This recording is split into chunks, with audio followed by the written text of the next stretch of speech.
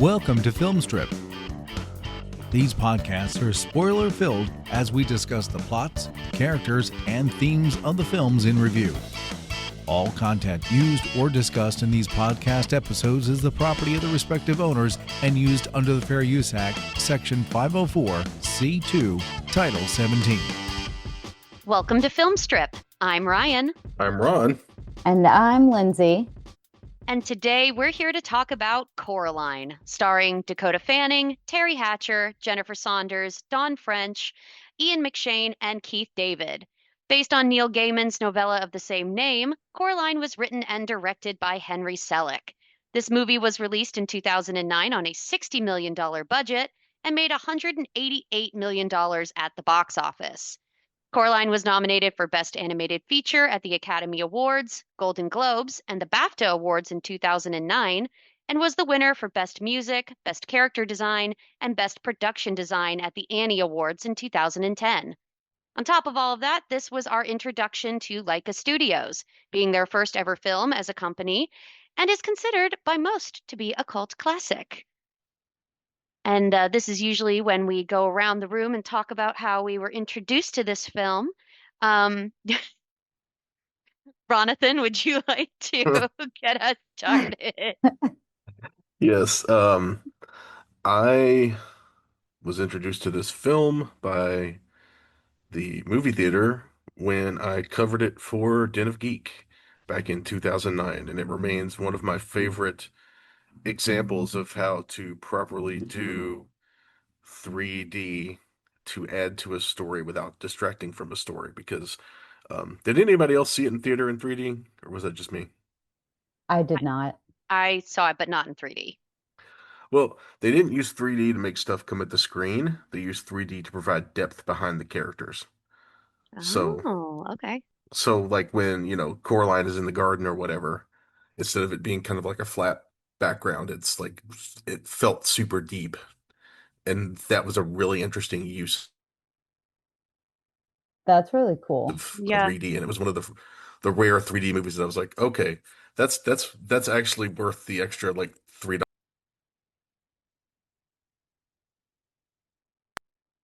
Very nice. Lindsey, what about you? This was actually the first time I have ever watched Coraline. So How the tables have turned. I know I never saw it. I remember when it came out. I'm sure I was off watching something else. Like, I don't know. Didn't the Sex and the City movie come out around that time? I feel like I don't know. I'm pretty sure it did, yeah. Maybe, probably. I was off like watching stuff like that, I guess. But we had talked, I don't know if it was on podcast or just in one of our other side quest chats, but I didn't realize that Neil Gaiman had written the book, and he's one of my favorite authors. And so I decided, well, I'm going to try to read it before I watch this movie. So it was really fun. This was my first time ever seeing this movie. Nice. Did you finish the book? I did finish the book. Nice. We'll love to get your perspective on that. And in my particular case, this came out in 2009. I was junior in college, and when I had started to see promotions for this film, and of course it was promoted because Henry Selick was involved in it, who most people will know as being involved as the director for Nightmare Before Christmas, being such a big fan of that, and also coming from a background in art and also a very tiny bit of stop animation. I was so excited to see this film. So my college roommate and one of my best friends, the minute that it opened in theaters, we were there that day, sitting and enjoying this film, and it is still one of my favorites. And I know that this is coming out after Mother's Day, but I remember we were saying, should we do something for Mother's Day? And the first thing that came to mind was Coraline, for all the wrong reasons, probably. I'm glad Uh, we did it though. I knew it mhm. was on theme for Mother's Day, and that's why it was recommended. But again, going into this, not knowing much about it except for the creepy button eye things. Mhm. Well, last weekend was Mother's Day, right? So Yeah, that Yeah. means this weekend, the weekend roughly this will come out, will have been other Mother's Day. other Mother's Day. Oh my God. Yeah, just it's so beautiful and creepy. It's definitely like if you are a fan of Nightmare Before Christmas and you have never seen this film, I highly recommend that you do it and read Yeah, the book.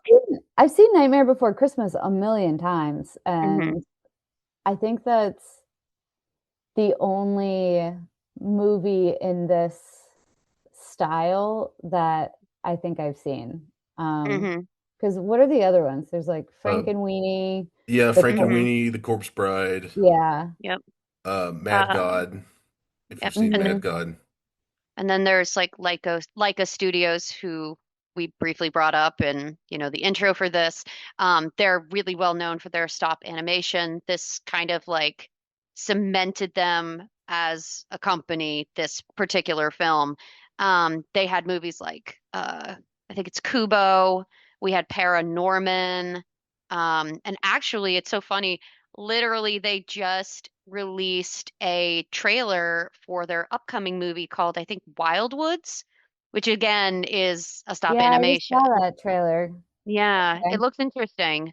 It looks very like Pan's Labyrinthy, at least from the perspective of it. Yeah. Um, The but we can't forget Fantastic Mr. Fox of in course, this oh, you're discussion. That's one of right. your favorite films. Yes.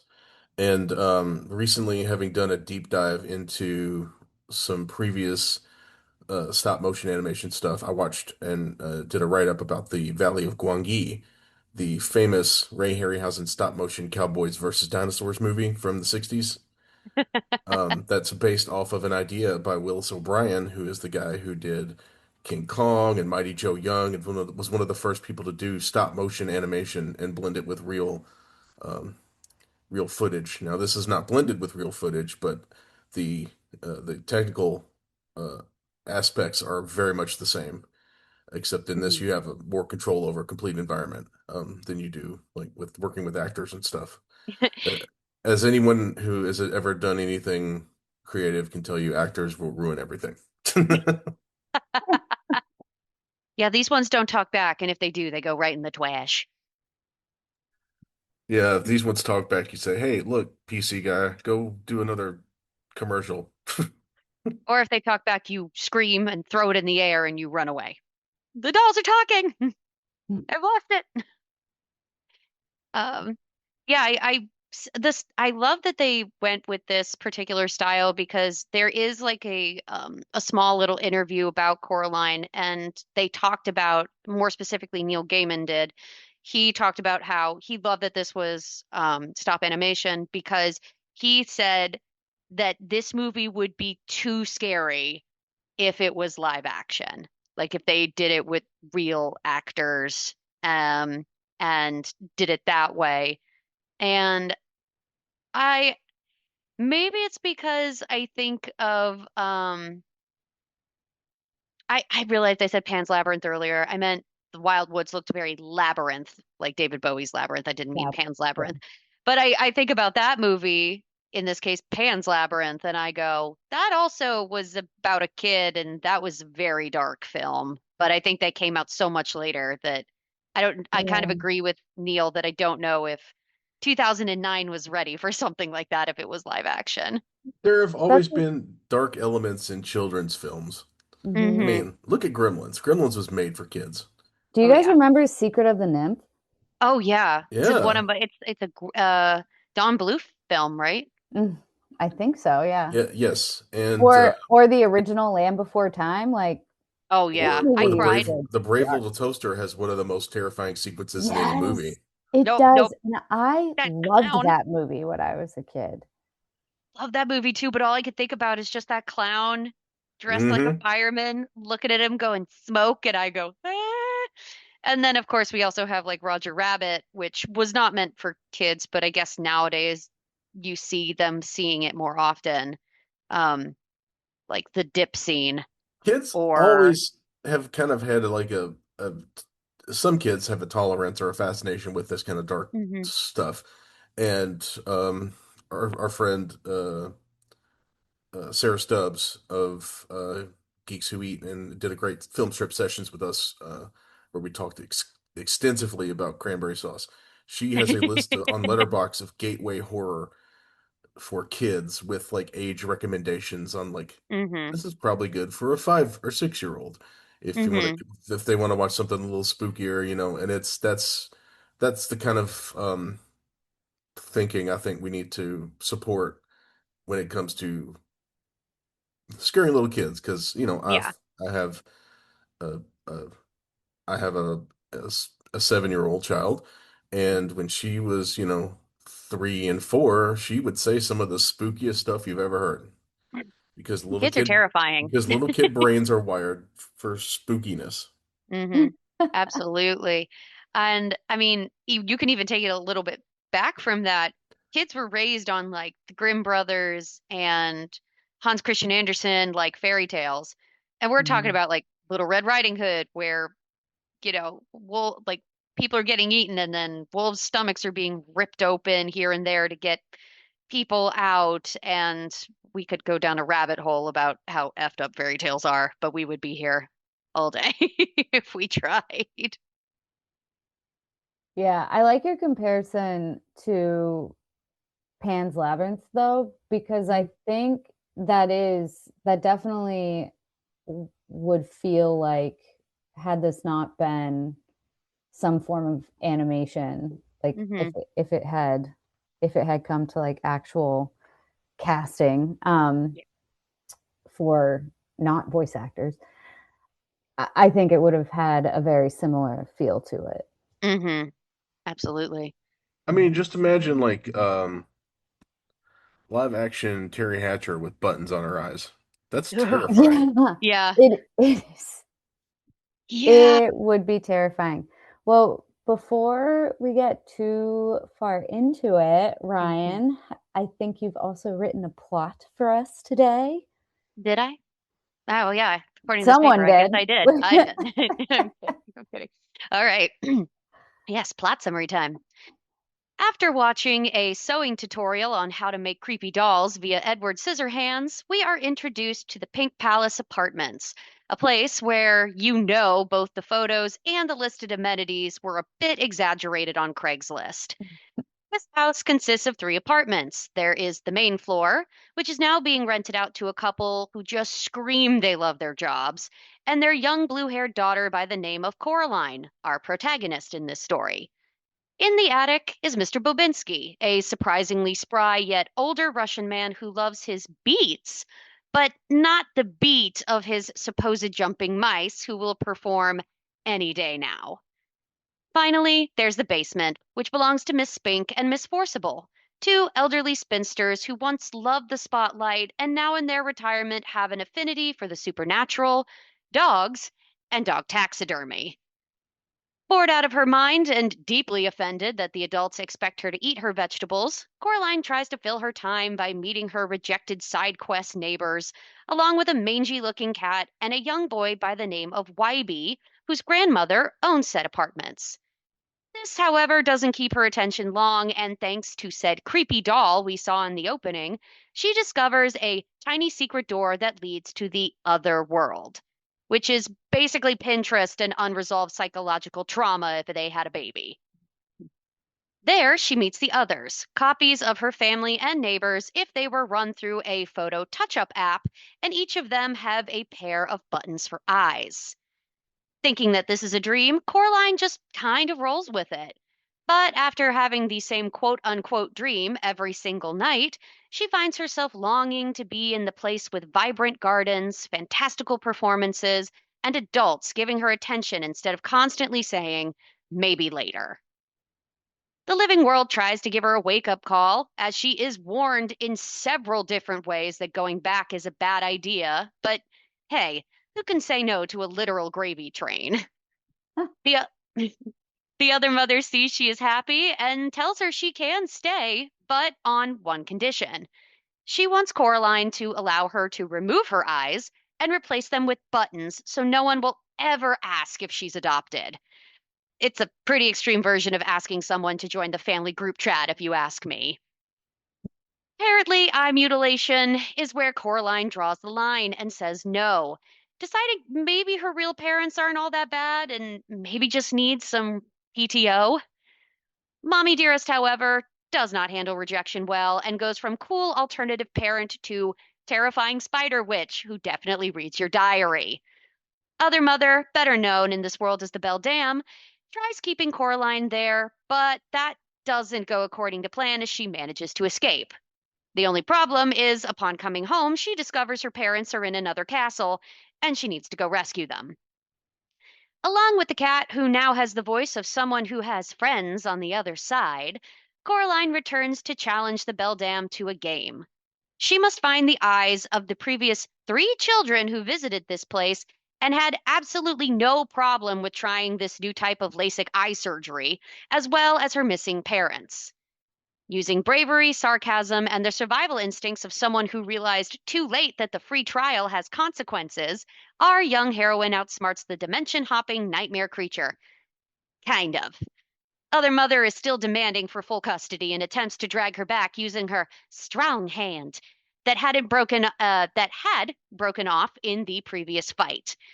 YB shows up unexpectedly to tap in, and the two of them defeat the clawed hand and, in simple terms, dispose of the evidence at the bottom of a well.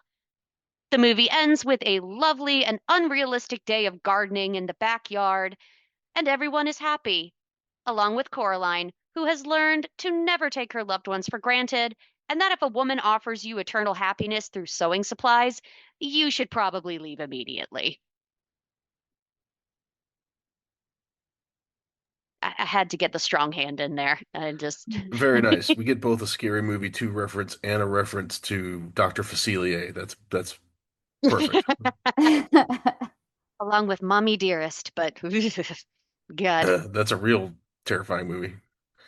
yeah. Like, many bad mother comments can I make in this? Not as much as I probably could, but we just started the recording, so there's still time. No wire hangers, more like no wire hands. Now, I have a question. Because Ron, you saw this in theaters as well, and I don't know if I'm remembering this incorrectly or not. The opening scene where she's making the doll, was that initially in the opening of the movie, or was that added later? Because for some bizarre reason, my brain doesn't remember that part until I got it on DVD. I'm pretty sure that has always been part of it. Okay, maybe I Yeah. showed up to the theater late. That could be. They didn't have as many trailers in front of this one as they usually did, which is unsurprising considering the terrifying subject matter. Mm-hmm. That opening scene, though, the stop motion work on that is It is beautiful. so satisfying to Mm-hmm. see those spindly, robot-y spider fingers Mm-hmm. do the sewing. Right? That's the only way I can truly describe it, is it was just so satisfying to watch. Mm-hmm. I knew that you were going to be enamored like I was when I saw that as somebody, a fellow seamstress as well, just going, oh, that's so beautiful looking. I know. It seriously, the opening bit was like a really deep breath. Like, that's how good it Mm-hmm. felt to watch it. Mm-hmm. I think that kind If of that it, makes any sense. no, it does. It kind of like encapsulated like what you are to expect. It's like you've got these needle hands and Mhm. a doll that's being torn apart and then turned inside out, which I didn't catch until I watched it again yesterday, that she's really made that doll like reversible, which I thought was, not to give her kudos, but it was kind of clever.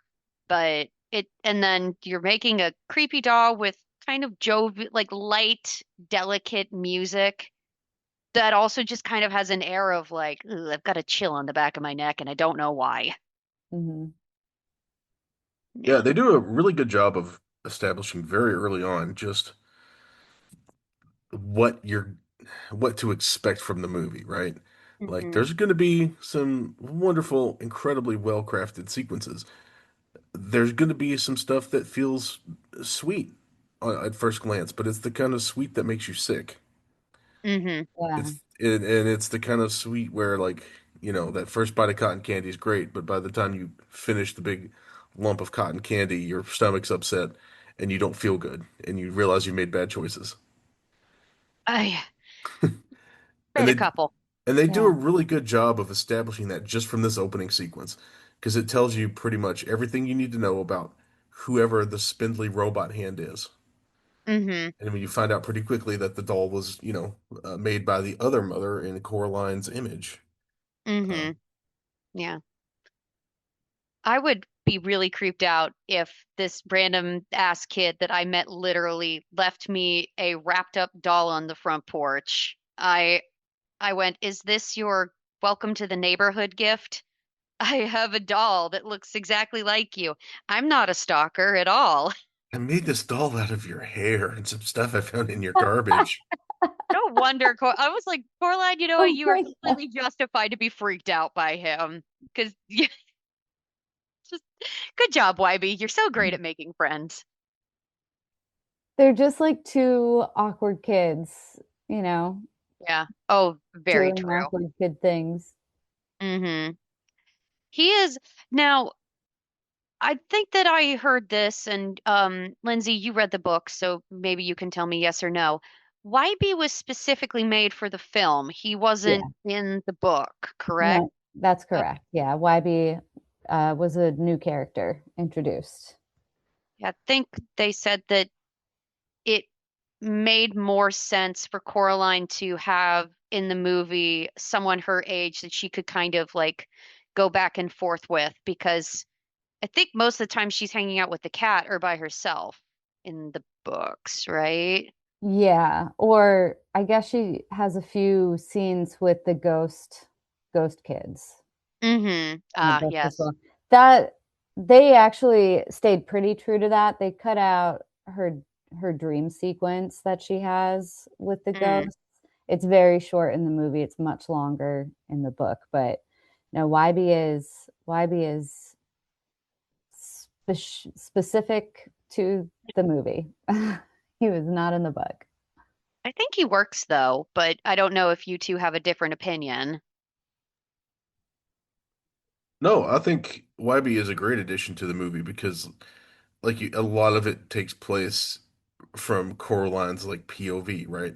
Hmm. And it's a lot of her, and it's hard to show a character having internal thoughts on screen. Yeah, they need somebody they can talk to these things about, and you can't just always have the cat show up or the Yeah. ghost kids. Because Hmm. if you have the ghost kids pop up too soon, it's going to spoil the big reveal later on in the thing. Hmm. Hmm. Um, so in that sense, having YB as this kind of like uh, secondary protagonist slash exposition friend really works for the movie, and it's such a cute character design. They're both so neatly Hmm. crafted. That's just two very interesting like looks that are both. Neither one of them is, they're both a little strange, but Hmm. Hmm. the combination of the two of them, I think, works really well. Which brings up a Yeah. good. Oh, sorry. Go ahead. Oh, I was just gonna say I agree. When I first saw him appear in the movie, because I finished the book first before I went Hmm. into the movie, Hmm. and I did not think I was going to like it, mainly because the whole point, like Neil Gaiman originally wrote this book for his daughters because he wanted them to have a kids book with a female protagonist and hero. And so when they introduced her friend, I was like, I wonder how much heroism this new character is going to take. And actually, I think they took they took a lot of care in making sure that Coraline was still the hero. Mm-hmm. of the story. Like, she still had her very brave moments, and I think so adding a new character to a movie that wasn't in the book, I generally don't love, but I Mm-hmm. think especially when it's done like this, it works. And in this case, it worked really well, I thought. Yeah. Yeah. And it Um, helps, I think, that Wybie is not a believer at first. yeah. Yeah. He just kind of dismisses it as his grandma's crazy story, but here's my grandma's crazy story. Hmm. Um, uh, and I think that helps with the journey and with keeping him as rightfully as a secondary character to her, Mm-hmm. because it's the the instinct to give that character more heroic things to do must have been difficult to stamp out because it's just so ingrained that, you know, anytime you have a movie with a couple of kids, they're both going to be doing heroic stuff. But no, this is 99% Coraline, and he shows up at the Hmm. very end with with a big rock, not to jump ahead, and that's his big contribution. That Yeah. and that and almost running people over with his bicycle. But even with that, his contribution at the end, because that ending is pretty different from the book, but same general idea. When he Mm-hmm. had his little hero moment at the end, they still gave Coraline the final save. Right. So because he was, about to fall down the well. So I thought that was a really cool way to spin it. And on top of that, there is an other of YB, and while being absolutely terrible, what other mother did to him, the fact that YB doesn't talk, I mean, he's in the other world. He's kind of Mhm. there, but because he's not talking, it still puts most of the focus on Coraline Yeah. throughout it. Um, until he decides to rescue her, uh, to get her through to the other side. Um, the he's I think he's a really interesting character. Ron, you brought up a really good point of he because he's so used to his crazy, great quote unquote crazy grandmother's antics, he tends to shut down like any weird supernatural possibilities. And then Coraline, he thinks is very well, he does tend to tease her because he's when he first meets her, he calls her a water witch, and you can clearly tell that he thinks it's all hocus pocus. Um, and he seems very practical and very these are the facts that we know. Let's not jump to conclusions. Oh, you're saying that my missing grandmother or like yeah, I guess his grandmother's sister is trapped in a tiny little behind a tiny little door, supposedly. But she can't get through because she doesn't have her eyes, and you can just see the wheels turning of him going, "Oh my God, she's just like my grandma. I need to get out of here." No, no, no. Um, Yeah, I think he liked it. I think he kind of low-key Because crushed on he's her a little bit, Yeah, well, but it's something different. I don't know. I don't get the impression they're in a very large town. probably not. The only other kids we saw were during the Shakespeare Festival, and we saw them for all of 2 seconds. Hmm. Ugh, at the uniform shop, which made my eye twitch so bad because as someone who went to a Catholic school for 8 years, I remember going to those shops, and you are just bored out of your mind the entire time. And when Coraline shows up the glove, she's like, "No one will have these." I'm going, honey, when you go into school, they're going to tell you to put those away. They're not going to let you keep those on when you walk into school. I did not have uniforms at my school, so I cannot relate. Interesting to hear a uniform kid's perspective on that, though. I guess I never really thought about that. She does embrace the boredom. Like, you can feel how bored she is in that store. Yeah. I mean, that whole town just, and I mean, I think that because it's like during rainy season where she's at, everything just looks drab and dreary, and which is such a huge contrast from the other world, which just is the most vibrant of color. Like everything just looks rich in color, Hmm. and appearance. And um, I think this was another one of those moments where going back and watching it since, because I like watched it a lot. Like this was like my go-to movie that I would just pop in and watch like all day if I was like drawing or working on something and I just wanted background noise. This was one Hmm. of those films that I constantly listened to. Um, and so like hearing that like they got best music and everything for this film made a lot of sense to me, as did like the character design because um Ron, you pointed this out. All of the characters look so unique. Like no character looks the same, even when it's the other version of them. It's like it's a little bit more of something, you know? Yeah. They were, yeah, they were all really interestingly drawn. I think Mm-hmm. the thing that creeped me out the most about some of them, like her dad had such a long, skinny neck. Yes. He, I I don't even, he looked like the, what is it from the movie Ice Age? The Oh, little, Sid the yeah, he looked Sloth. like Yeah. Sid from Ice Age. He does look like, yeah, that's, I never thought about that. It's like he's got like, he kind of has a chin, but he doesn't. Yeah. And such an every character looks so unique. They're different in their own way. What is that test? I can't remember what it is, but it's like they do this a lot for animation and cartoons.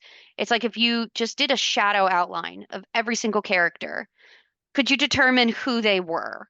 And some shows don't and movies don't pass that, but Leica's work tends to because they make the characters look so interesting. And sometimes their features are a little exaggerated. Like now I'm gonna picture her dad looking like Sid the Sloth the whole time.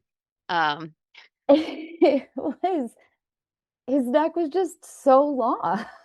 it was yeah, it Yeah, was it's all really interesting, weird looking character designs, and hmm Yeah. nobody really looks like anyone else, but they all share certain features. They share the super elongated necks. They have hmm the weird kind of like forward thrust hunchback Yeah. heads. Yeah. yeah. But yeah, it's some really cool, very distinctive character designs, and like Mhm. there's a reason you still see people dressed like Coraline on Halloween. Yeah. Like Hmm. I see at least one or two Coralines every year, it seems like. hmm It's a good costume. Um, And Other easy to throw mother, together. that too. It's if you got a yellow raincoat, you know you're gonna be one of two people. You're gonna be Coraline or you're gonna be Georgie from It. Um, uh, Another thing that I didn't notice, I kind of noticed it a little bit before, but in this film, when I watched it again, I didn't notice for a while that the other mother's outfit is really the only one that changes in comparison to everybody else, and her outfit slowly starts to turn into the Beldam's dress because Hmm. it's like she's wearing what Coraline expects from her mother, and then the next day she sees her, or the next evening, she's wearing blacks and reds and like still like a top and pants. And then the next time you see her, she's wearing a dress and it's starting to look more constructed, kind of like a bug. Hmm. And so it was so interesting because I had never really caught that as much when I had previously watched it. It was really unique. Yeah, and it's interesting because the bug motif hmm becomes more and more obvious the more time Coraline Hmm. spends in hmm the other realm, I guess you could call it, um, Buttonland. Buttonland. But Did anyone get a lot of Alice in Wonderland references when they watched this film as well? Like the yeah, she I didn't. chases a mouse and hmm I didn't think I that honestly did not cross my mind while I was watching it until you just hmm said something. But hmm especially the hole, like when the portal, yeah, I guess, between the doors felt very Alice in Wonderlandy. it was very pretty. And then when I guess lack of reality kicked in, you went, "Oh no, this looks hmm like a crawl space that you don't want to go into right now." Yeah. The Uh, cat, though, oh, the talking cat too, but this talking cat was a little nicer than the Alice cat. he was very matter of Especially fact. cat. Yeah. And it's a much better performance than Eric Roberts in the movie A Talking Cat. Oh, Keith David. Love that. Love that voice act. Love that actor. Love that voice actor. He's Um, a go-to guy if you need someone who consorts with demons or sees through the holes in the fabric of reality. Because, like, yep. if the cat had shown up with some They Live sunglasses on, I would not have been surprised. Yeah. Oh, it didn't click for me for a second, Lindsay, because Keith David is the voice actor for Husker in Has Been Hotel. He's a cat in that one too. Yep. Yep. Yep. Yep. Oh, I did know because his voice sounded so familiar. So I had to look mm-hmm. up who he was and what he's been in Mm-hmm. and was like, oh, well, look at that. I've seen pretty much everything he's done. So Yep. Very there you go. talented. That's why he sounds so familiar. Mm-hmm. Yeah, he's got one of those. This guy could read the phone book voice. Like Yep. Yeah. him and obviously Morgan Freeman and Sam Elliott all have hmm that kind Mm-hmm. of voice where it's just like they can make any kind of like any kind of voice acting stuff work. So Yeah. Mm-hmm. The voice acting was really good in this because Terry Hatcher also, I have to, and Ian McShane, of course, and Jennifer Saunders and Don French, but Terry Hatcher did such a great job because she's so sickening. I know because she does both versions of the mother, but I'm talking specifically when she's the beldam. She's so sickeningly sweet. And hmm then she can just on a dime go freaking ape shit. And, or she can go, you, especially when she's telling YB to smile, just that it like it's like kind of like a musical sting that always happens when she's doing something really bizarre. hmm That's that moment where you look at her and go, "Oh, you really don't want to piss this woman off at all." I was really impressed with Dakota Fanning as Coraline too. And Mm-hmm. she, at least as a child actor, was very, very serious. She had Mm-hmm. books upon books of character research that she did herself from the time she was, what was that movie she did with Brittany Murphy? Uptown Girls, I think. Yes, She yes. had done all of this character research on her own. I Mm-hmm. imagine she probably did the same thing for Coraline. But what I found really interesting is that she managed to get that Midwest Michigan Yes. accent. She Yes. said something just flawlessly. And I because have to she's go back. from, I think Dakota Fanning's from Georgia. So she does not naturally have a Midwest accent. But I did look up where she was from because it Mm-hmm. was so good. My first thought was, oh, she must be from Michigan or Right. Wisconsin. Um, She is from Georgia. mhm. She was born and raised in Georgia, but I did catch that too, the Michigan accent. And I Yeah. went, "Is that her own accent?"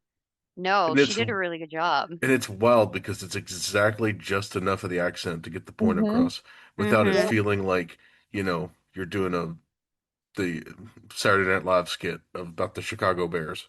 Yes. The Bears. Exactly. And some of her line readings were just really unique and interesting. Mm-hmm. She just sounded like she kind of encapsulated really well because she's 10 years old when she did this movie, which is crazy because Coraline is 11, so it's perfect age. Mhm. Um, she's so sometimes like she kind of just was perfect to play Coraline. There was just the way that she did it. She's kind of in this waffling between I'm an adult, take me seriously, but I also want attention, and I'm really socially weird, and I'm not happy that we're here, and I left all my friends behind, which pretty typical trope for, Mhm. movies at the time, but she didn't the way that they did it with her is that she wasn't like screaming or crying that she wanted to go home. You could just tell she was bored and Yeah. annoyed. And to be fair, her parents, in my opinion, because they were clearly stressed out about the catalog that they were doing, there was a lot of tension in that house between her and her mother. And there's a lot of tension in that house between her mother and her father too. That Mm-hmm. Yeah. comes through pretty obviously, like Yeah. especially when they're off to go to town and to deliver the manuscript of their book, and the mom throws a little comment about like, well, they'll like my chapters or something, Yeah. which is like, They all right. they do Well, not handle time management very well. and, Anything like and they that. did No. not handle stress well either. They handled stress very No. poorly. Mhm. Yeah. I remember I showed my mother this film a couple years ago, and we got to the point where it was when Coraline asked for her mother to open the door for the first time. And she's talking to her about, like, why is it bricked up? I wonder, this is really weird. And she's asking her questions, and her mother very aggressively is like, we had a deal, zip it, and walked away. And I remember my mother saying something along the lines of, how is she expected to provide respect when her own mother isn't giving her respect in this moment? That's sweet. I think I mean that is a very thoughtful response from your mom. My thought when I saw that was, yeah, they're in the process of unpacking. Everybody's mad at each other. Everybody's Yep. annoying each other. Mm-hmm. Coraline is annoying. Her mom is annoying. Her dad isn't actually, I don't think that annoying, but He's Coraline and her very, mom he's are very, annoying and they're he's annoying each very, other. yes, yeah, whatever your mother says, sort of Yeah. thing. Very Yeah. detached. Um, yeah, I think that this time around, it's very obvious that they're stressed out. And they moved in the middle of getting this catalog ready into a falling apart house. Mhm. And Coraline's a preteen at this point. This was not necessarily idyllic for them to be doing this at this time, but they had to, and Yeah. the stress levels were high. And they never really explained like what the inciting incident is for them to move, right? But you can Yeah. kind Mhm. of look between the lines and say, oh, there's clearly some kind of money troubles in this Hmm. household. Like everybody's broke. These are people Yeah. who, because they go to when they go to buy her school clothes, they go to buy them while they're on sale. She Hmm. can't get the $24 knit mittens or whatever, which Hmm. 100% Mhm. understand that's an insane price to pay for you Yep. could you could buy like 5 skeins of yarn and make your own mittens, hat, and scarf Right. for that kind of that thing. And you know that no, they don't that Coraline doesn't have anything better to do. She could stand to learn some needlepoint. Yeah. I don't know. I think that she's going to be anti-sewing for a while, but who knows? Um, Fair point. yeah. Look, the easiest way to get rid of the buttons on your eyes is to know how to undo the stitches. Just get a seam ripper. You'll be fine. Mhm. Exactly. You'll be a-okay. If there's nothing underneath those button eyes, though, I cannot help you. I don't think. Mhm. Yeah, that's a good question. Is there anything under those button eyes? I don't think so. Because, well, I don't know. Do they? I guess the question is, did that pop up at any point in the book? Nope. It did Okay. not. Yeah. It just said that they had button eyes. That was it. Yeah. Because I think Coraline says something like, "You're not sewing buttons into my eyes," but then the three ghost children are saying that the eyes the beldam has, so the assumption is she popping them out and replacing them or what?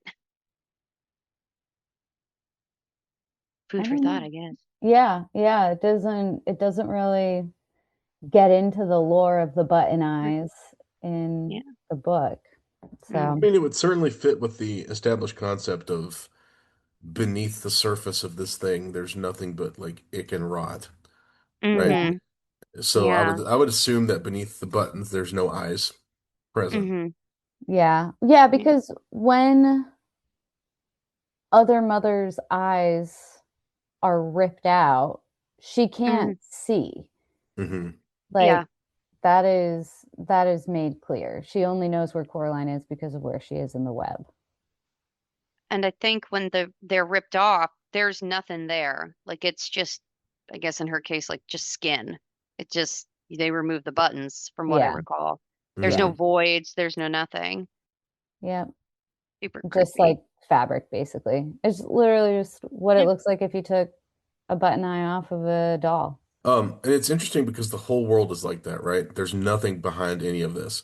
We see it Mm-hmm. really when Coraline and the cat leave the house and they walk completely around the world in like a minute, right? Right.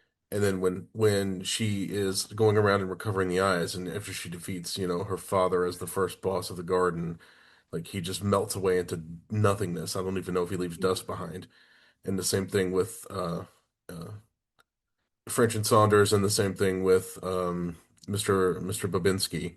Like Mm-hmm. they just completely disappear into nothingness. And the Mm-hmm. sense is the only thing that's real in this world is the other mother and her, and all these things are creations of her, Hmm. Mm-hmm. made out of, emptiness. Yeah, because the they're not sisters, they're spinsters. Like they're made of taffy, and then Mr. Babinski is made of mice, and Hmm. then Wybie and we see the mouse, and some of the bugs are filled with sawdust and sand. So they're not. She's just grabbing whatever she can, I guess, to Hmm. make them a reality. Um, it's it's all so creative, though. It's all so uniquely done and um I'm constantly in awe of this film. I always feel like every time I watch it I catch something different and interesting. Um Yeah. and I think that Henry Selick was a great person to bring this movie to bring the book to make it a movie. I would agree. I think they do a really great job making even the smaller characters really big characters. Mm-hmm. If this were on stage, every character would be fun to play. It doesn't matter 100%. how small it was. And the animation helped as well. I mean, the sisters, the downstairs neighbors, Miss Fink and they, Miss Forcible. yeah, Yeah. their animation was so funny. And Mm-hmm. Mr. B, who actually in the book, she doesn't find out what his name is until the very end of the book. And in Oh, the book, his name is just Mr. Bobo. And she goes, if I had known what his name was, I would have been saying Mr. Bobo every chance I got. So it's funny that 100%. it was funny that I mean they changed it a little bit in the movie, but I feel like she did say his name every chance she got. So Mm-hmm. Which, yeah, what did you guys think of the neighbors? Both we talked about their other world just now, but what did you think of mhm. them like as eccentric neighbors, which is, I think, the accurate and politest way to describe them. I think they were just so funny. They are because if you've ever I don't know, if you've ever lived in not necessarily a place like that, but even an apartment complex of some Mm-hmm. kind, there are always a handful of wacky neighbors, Yep. and you just kind of have nicknames for them. Mm-hmm. Honestly, even living like with neighbors, there's always going to be a kind of wacky neighbor. Right. And it's I just think that they were really, really well done and really funny. And I don't know if the characters themselves were based on people that Neil Gaiman had known, but the Mm-hmm. actual house, which is kind of its own character, Yes. was taken from he grew up in a house that had been split like that into apartments, and Oh, said the layout was just so weird and interesting. That's what he decided to make as the setting for this book. it, yeah, I didn't know that. That's really, yeah, I think you're correct. The Pink Palace is its own character. It's so interesting, as is the garden in the back too. Yeah. Um, which I I still laugh at the end when they're doing the gardening. I'm going, you're not trying hard enough, or you're planting all these bulbs in all these spaces. And you mean to tell me none of you have broken a sweat really, and you just need a few sips of lemonade? I I would be so sweaty and chugging water after the first patch, and I'd be like, okay, on to the next one. If I don't get it done now and it rains, I'm gonna be so upset when I have to do it tomorrow. It's just a magical world. Maybe Well, there's a little magic in their real world too. and it's Oh, also the Pacific Northwest. They're not trying to garden in Virginia or Kentucky or Alabama or somewhere where there's like True. hmm. heat and humidity. Yeah. Meant more for your knees and your back when you're literally crawling around and digging up like tulips and stuff. When Mr. Bobinski was ripping them out to replace them with beets, I was so annoyed. I was like, you put those back where they were. Come on, you don't like beets? I love beets, but he literally was halfway through that whole patch, and you're just going, all of our hard work. Someone's gonna have to put it back. That's fair. That's fair. If it was already there. Those didn't look like they were ready to be planted.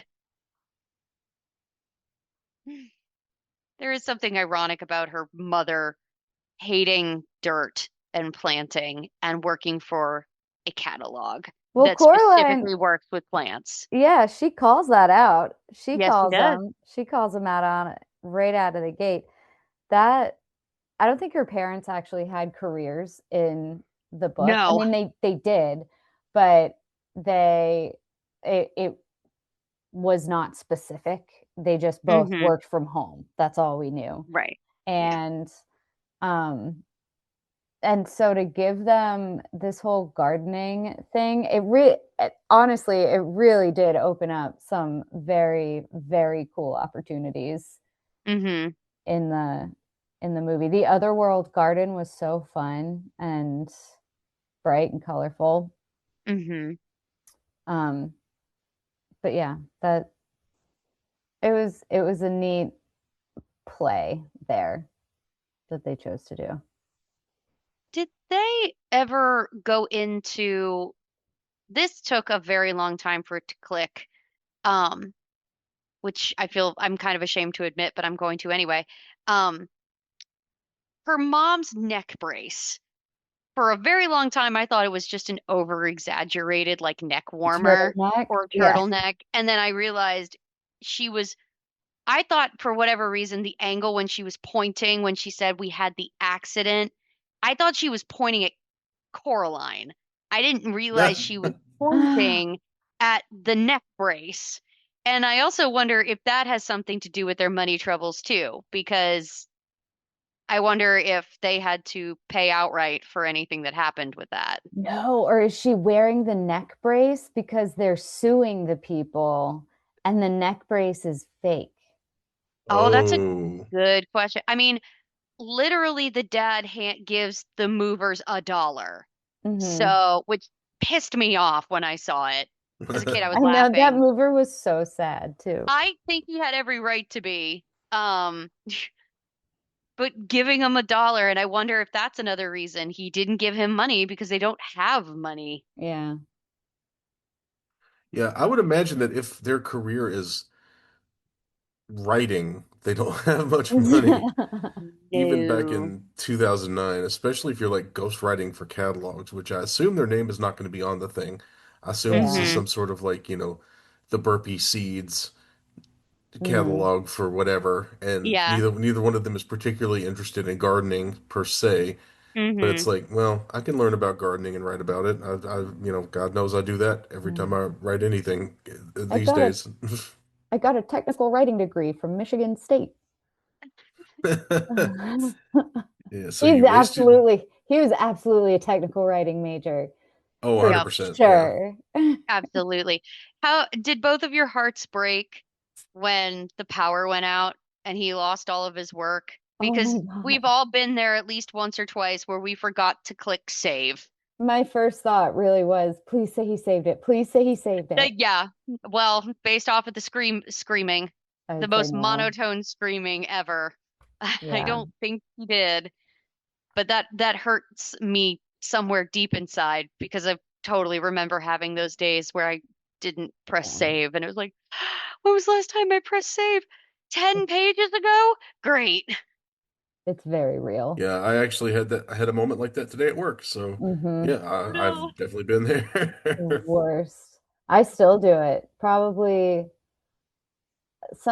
yeah, I would say once every couple of months I'll do something and I'll Hmm. close out and it'll say, "Do you want to save your changes?" And out of habit, I'll click no. And then I'll realize, "Oh no, I did want to save my changes." You didn't even like let Dang it register. You were just like, no, no. it. Yeah, yeah. Thank God for Dang. autosave and Google Drive. Yeah, that has been helpful. See, that's what got me as I got used to having autosave on it, and Yeah, for whatever Yeah. that's reason, this fair. document wasn't auto-saving, so I got screwed. Hmm. Oh, I'm sorry. Nothing I That can't sucks. redo, but it's just annoying to have to do it again. Look at Yep. it this way. Maybe you'll write it better than you did the first time. Oh, it wasn't anything writing, it was a spreadsheet. So, Hopefully you'll spreadsheet better than nah, before. I Maybe you'll I remember an can't spreadsheet much. equation. I can't spreadsheet much worse. So, yeah. Oh, oh my Now, goodness. I have a question for both of you. Do you think Coraline got freaked out by the buttons when they were like, "Here's all you have to do to stay here"? Do you think do you think she got freaked out because she was scared that it would hurt when they put them in? Because I think if she knew for certain that it wasn't going to be painful when they sewed buttons on her eyeballs, I feel like she may have considered. That's tough to say because the other father says it's so sharp you won't feel a thing. I know, and then he gets kicked for saying it, which Hmm. made me think he's freaking Coraline out. Yeah. I don't, that's a good point. I guess for me, when I have seen this film, my brain just goes, she's gotten several warnings at this point. Do not go Mhm, back in there. And then she's given this kind of ultimatum of let me sew buttons into your eyes, mhm. um, or you can't really stay here. And I think she wants a lot. She wants to take a lot. I don't know if she wants to give a lot because everything at this point has been for her. And this is an Mhm. extreme ask when she doesn't know that everything that's being done for her is a lie. Yeah, yeah. What about you, Ronathan? What do you think? And I feel like some of her hesitance is just because she still has, feelings for her parents. Her her her dissatisfaction at home is because she can't spend time with her parents, not because they're, mean or whatever. I mean, the dad's a bad cook, but who among us hasn't, burned water at this point in our lives. Um, I feel like one of the things that happens is as she talks to like the cat starts pointing out some of the seams in the world, right? And that's when you see, the mouse turns into a rat and she starts to get more of the, oh, this is too good to be true because it is sort of Mm-hmm. feeling. Mm-hmm. Yeah, because she had that at the beginning too, when she first went there. When she's talking to other mother and other father. She's like, oh wow, this is a lot. It's cool, but it's also very unrealistic. Yeah. One of the things I am sad that they left out of the movie. Hmm. In the book, Coraline has this really lovely philosophical moment where she is being talked into staying in the other world by the other mother. Hmm. And she goes, "This whole world is for you, just meant to be interesting and for your delight." And Coraline goes, "So you mean I won't have any more bored days?" And she goes, "No. And I won't have any more days where I don't know what to do." And the other mother says, "No." And Coraline says, "That sounds terrible." And then she runs back to the real life. So she has this moment where she comes to this realization that these things are only great and wonderful because she has these times when things aren't great and wonderful. So you need Hmm. both of these sides of the coin. And I thought that was such a nice moment, and they It's left it the out of the movie. Hmm. it's the classic why can't it be Christmas every day Right. um Yeah. sort of thing.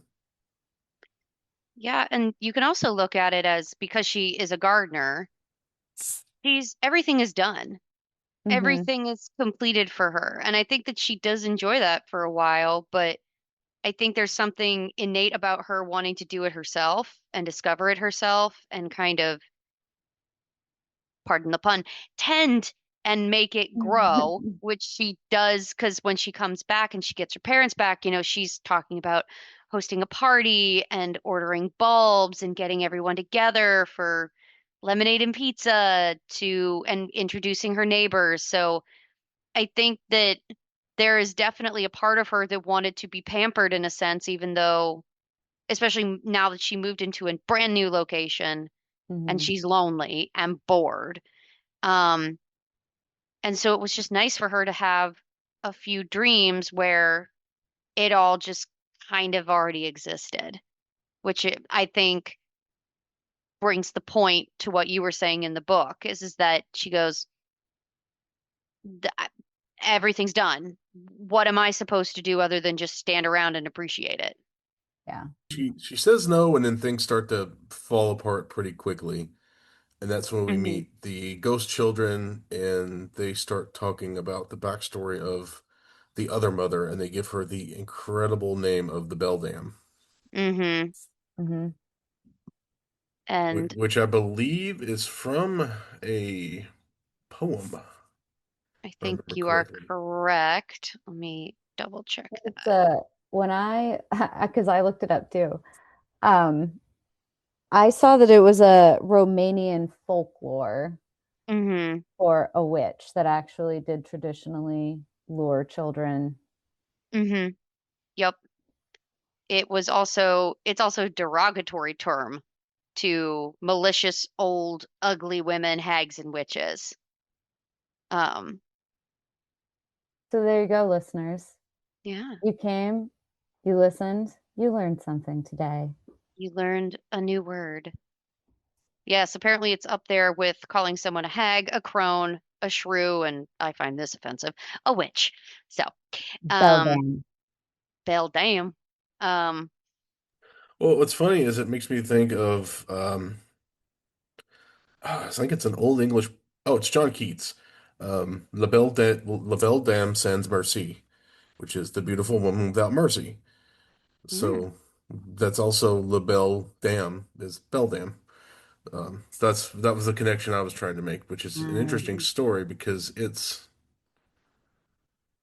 um, if you read the poem, this knight is uh, loitering. He's looks haggard and woebegone, but the harvest is over, and he did all this stuff to make her love him, and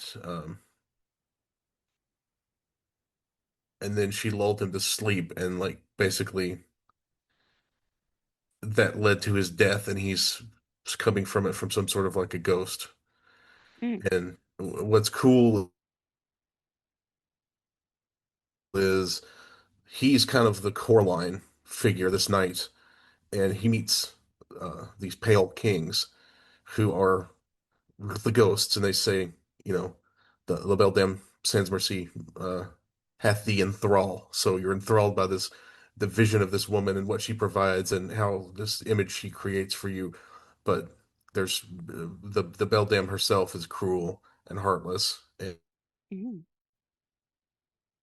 and it leads you not to something pleasant, but to like a ruination. So it ties in really nicely with the actual movie, and it's interesting that the Belle Dame and La Belle Dame uh, both have these witchy figures in their centerpiece, so to speak.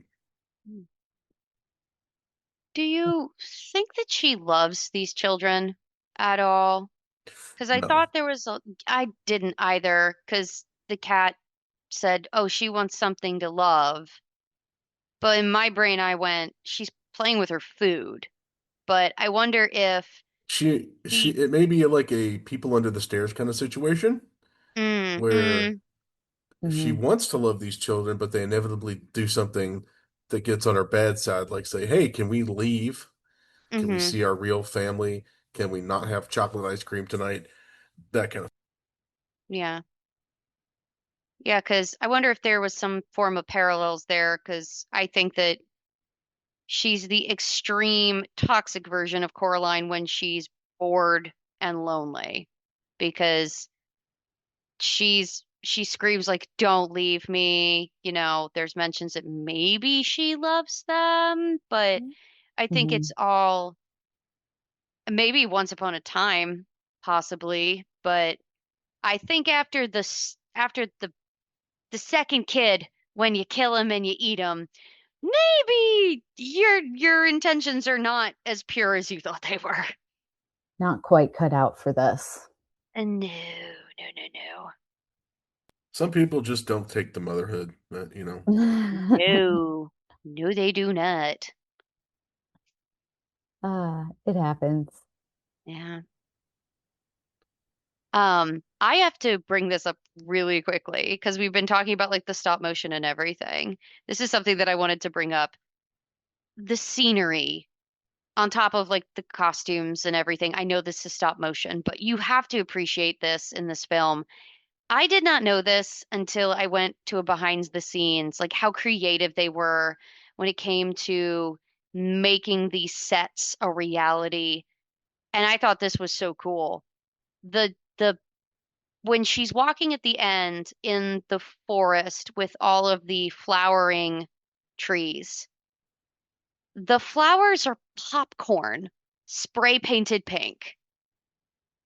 And I thought that was Mhm. such a clever use I did to, not notice that at all. yeah, Oh wow. Yeah, I'm yeah. gonna have to rewatch it.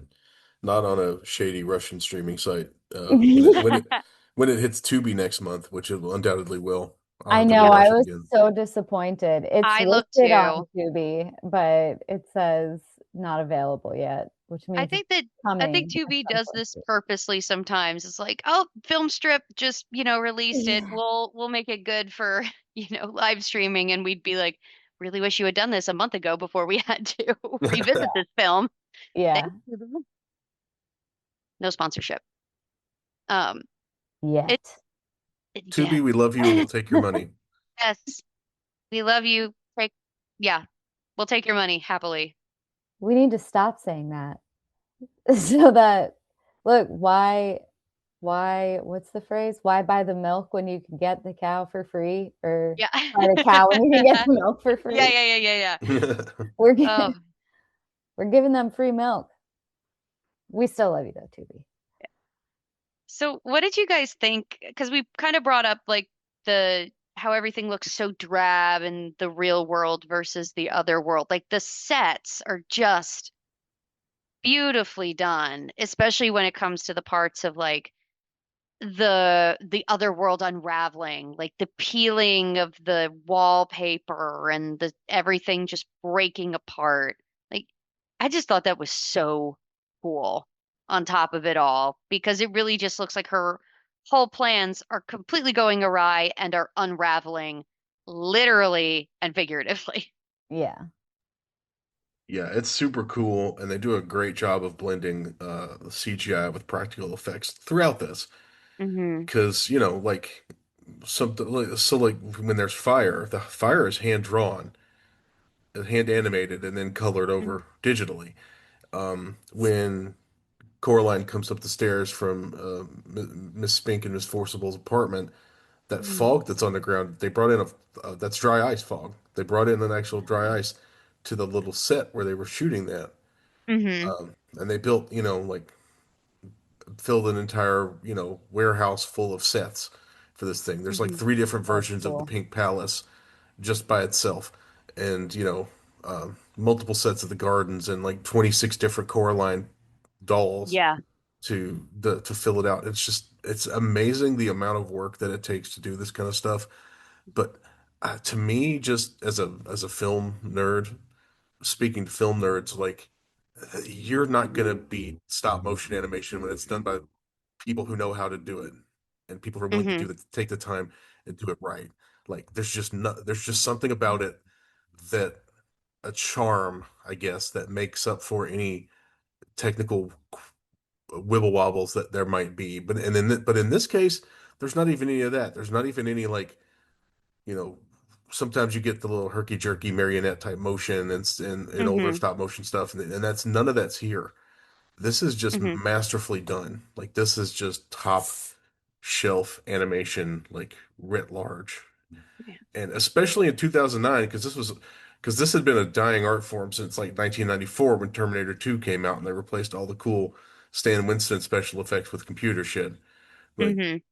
to do this, 10, 15 years after the death of practical effects and stop motion animation is amazing. Right.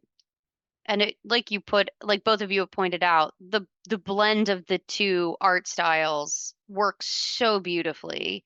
And they really go all out with the minute details like the silverfish in the shower. Like they're everywhere and she's like smacking them and she's got the goo on her hands. There's the snow globe that her Mhm. hand is underneath and it's got the glitter in it and the water and all of this movement and just to name a couple of instances like that they could have very easily been like, oh, we don't need to paint these women's fingernails, but it you appreciate that when you see it. It Mhm. makes it feel more solid, I think, because as Leica's first film, they could have easily just gone super chill on this, and they didn't. And I think that's the reason why this went through film festivals and then immediately went into theaters. I think we've talked a lot about this film, and now is the part of the podcast where we give our final thoughts and popcorn ratings. Um, Ron, let's start with you. Oh man,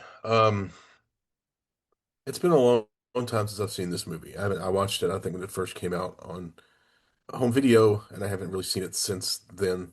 But man, what a treat! Like it was such a good time to rewatch this, even on my shady Russian streaming site that I had to use because I wasn't going to pay for it. Like, wow, what an incredible art! Really nicely, it's put together very well.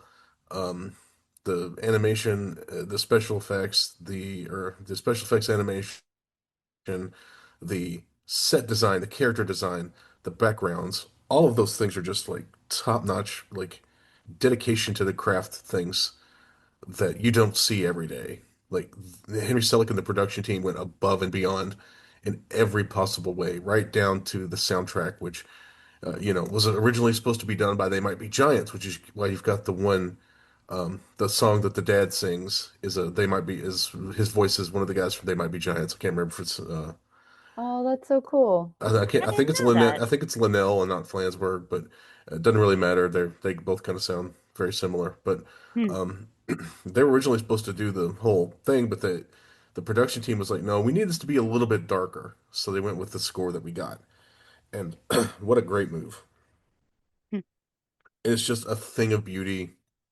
Um, just such cool characters, and the final sequence when the Beldam drops the pretense and turns into the bug-like monster figure that she is with the really elongated features, the super long neck, the super long arms. She's very scary. And even, watching it as a grown adult and on my phone, it was still a little unnerving to watch her stretch in such an uncomfortable sort of way. And that's a real testament to just how well this movie draws you into this world. So I'm going to give this bad boy an extra large popcorn. They release it periodically every few years to rake in more money. And if you get a chance to go see it in 3D and you haven't, you 100% need to do it because it is impeccable. So even without 3D, extra large popcorn. All right. Linz, what Nice. about you? I really, really enjoyed this movie. I think more than I thought I would. I think I was going to enjoy it, especially after reading the book, but I'm always a little nervous watching Hmm.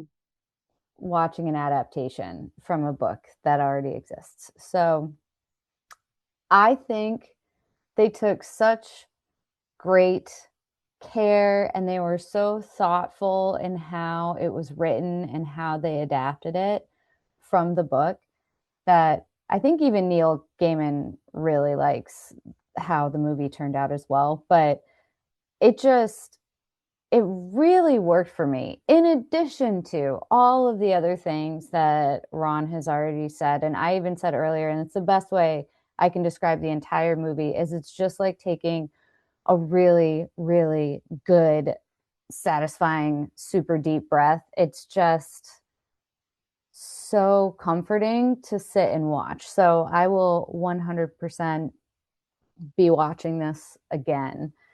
Um, yeah, I don't think I have a whole lot else to add to that. I am going to this is tough. I because I think I'm gonna stay firm with my large popcorn.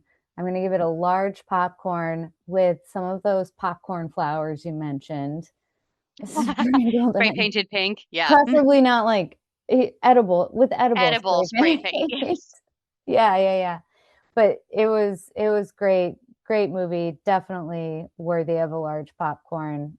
Probably an extra large on my second or third viewing, which I'm sure won't be too far away. What about Um, you, Ryan? oh, what about me? I was so happy that we got to do this film. I loved it when I saw it the first time. I've loved it after watching it several times after that. And it was just so lovely to go back and watch a movie that brought me so much joy. I love stop animation. I think it is a beautiful art form when it is done by the right people. And I think that they did a great job with this film. Every character is beautifully fleshed out. Um, it takes its time, but it's not really slow. It does a great job of making you feel like, wow, but also a little bit uncomfortable, especially as it starts to slowly progress into this madness and then everything is going like full speed ahead. I think that the voice actors did a wonderful job on this, and I think there is a really good, and I think that that is the reason why this is such a cult classic. There's nothing quite like this film, even by other Leica Film or Disney or any other place that really does stop motion. It's its own unique thing.